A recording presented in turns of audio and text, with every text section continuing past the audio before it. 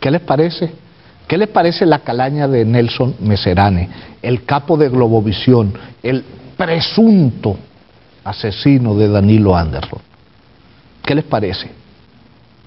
Montamos una estrategia con el presidente de Fedecámara.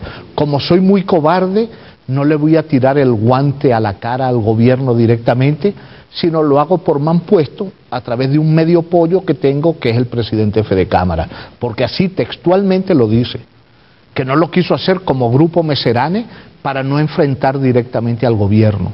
Y entonces propone que Lorenzo Mendoza, el capo del Grupo Polar, le regale arroz y harina y esas cosas que produce esa empresa a esta señora Dalia Contreras, que es un orgullo nacional porque viene de ganar una medalla. Y entonces estos bandidos, el Turquito y su medio pollo, Juan Manuel Fernández, tratan de hacer este tipo de cosas. Por cierto que Lorenzo Mendoza debería donarle el arroz y la harina y esas cosas que fabrica, pero a través de Mercal. Podría hacerlo perfectamente a través de Mercal, ya que el Grupo Polar tanto que le vende a Mercal, que le vende y le vende y le vende, y por cierto a Pedeval también, a cualquiera de esas dos instituciones podría hacerlo. Ahora, ¿se dan ustedes cuenta de la calaña de sujetos como el capo de Globovisión, Nelson Messerane? Ustedes ven que aquí, cuando hablamos de él, no exageramos. Aquí no se exagera ni un ápice, más bien nos quedamos cortos porque por razones de horario no podemos utilizar el lenguaje, el vocabulario adecuado para referirnos a un sujeto de esta ralea.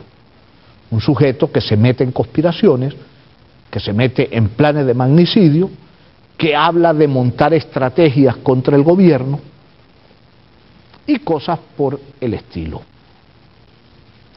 ¿Y qué decir del presidente de Fedecámaras? Dígame, don Nelson, a la orden, ¿cómo se le arrastra?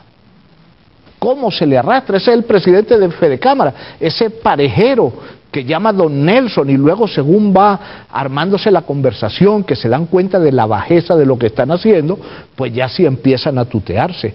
Ya el muchacho este Fernández ya se atreve a tutear a don Nelson, porque claro, se vería muy raro ver a dos sujetos planificando un atraco o planificando cómo vender un alijo de cocaína y que se traten de don Juan Manuel, don Nelson. No, entre malandros se tutean, pues, porque si ya se sabe cuál es la calaña. Y quedan en pelotas, quedan retratados como lo que son, un par de farsantes.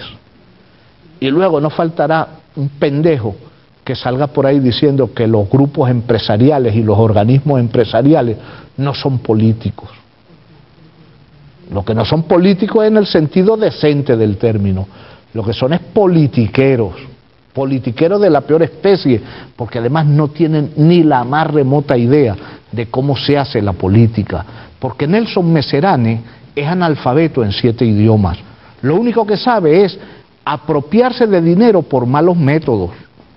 Porque este sujeto no se ha ganado jamás un bolívar con su esfuerzo y con su trabajo. Este señor tuvo la suerte de que su papá, que era un turquito, y lo digo sin el menor ánimo peyorativo, porque el papá de Nelson Messerane era un señor decente que trabajaba, que salió a vender corte barato, y tuvo la suficiente visión estratégica de que cada vez que se ganaba un bolívar, compraba 1 milímetro cuadrado de terreno hacia el área en que él calculó que se iba a crecer más la ciudad de Caracas, y entonces compró en Maripérez, precisamente donde hoy se consiguieron ese lanzamisiles AT-4, esa es la zona donde la PA de Nelson Messerane, con mucha visión comercial, compró terrenos, y gracias a eso sus hijos disfrutan de una fortuna enorme que no se han ganado, que lo único que ha servido es para que Nelson Messerane